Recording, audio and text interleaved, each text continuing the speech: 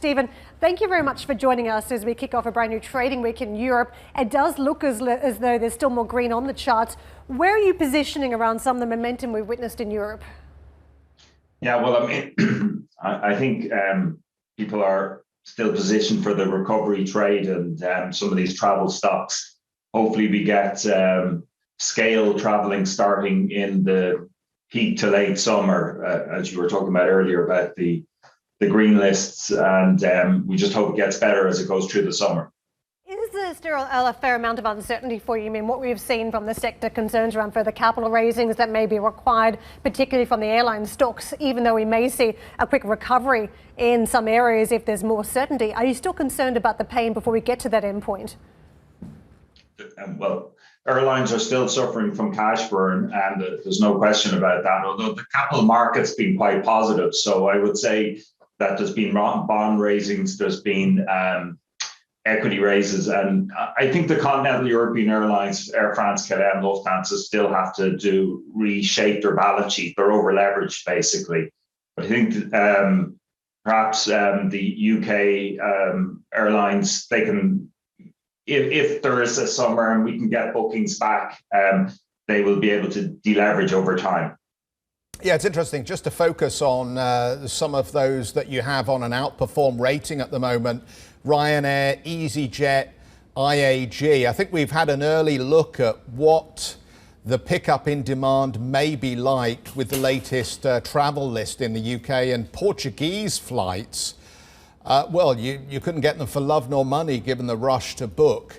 So you seem very encouraged that these companies will do well on the rebound. The problem is just figuring out what the reopening looks like.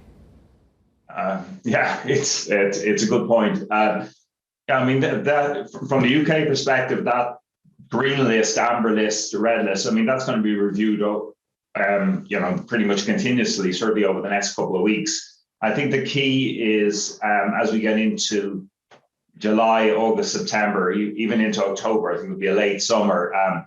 Do some of those bigger countries get on the green list, meaning France, Spain, Italy, and certainly that would be very helpful. I mean, it's clear. I mean, our view is that we were always going to get it would be a late but peak summer flying into the Med, because these countries in Southern Europe are really desperate for tourists.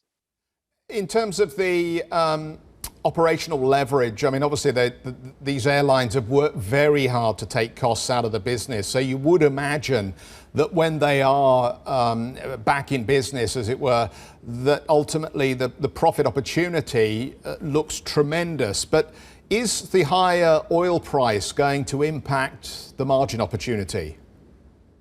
Yeah, I don't think so. I mean, I think the key is that demand comes back, and when demand comes back, and in some segments or markets, it's going to take longer.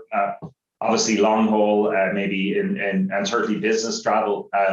But in short haul and in leisure, in Med flying as aware, I think demand can come back very quickly, and I don't think supply is going to come back to the full extent. We think the supply eventually will come back maybe 80-85%. So it could be a strong market, as you say. And on the cost front, some of the bigger players, the likes of Ryanair, even EasyJet, have been taking costs out in terms of labour and other cost maintenance. And in Ryanair's case, they've ordered a new aircraft, the MAX, which is double-digit fuel efficiency, which will help on that line, as well as more seats. So, they should be better placed on the cost line for definite.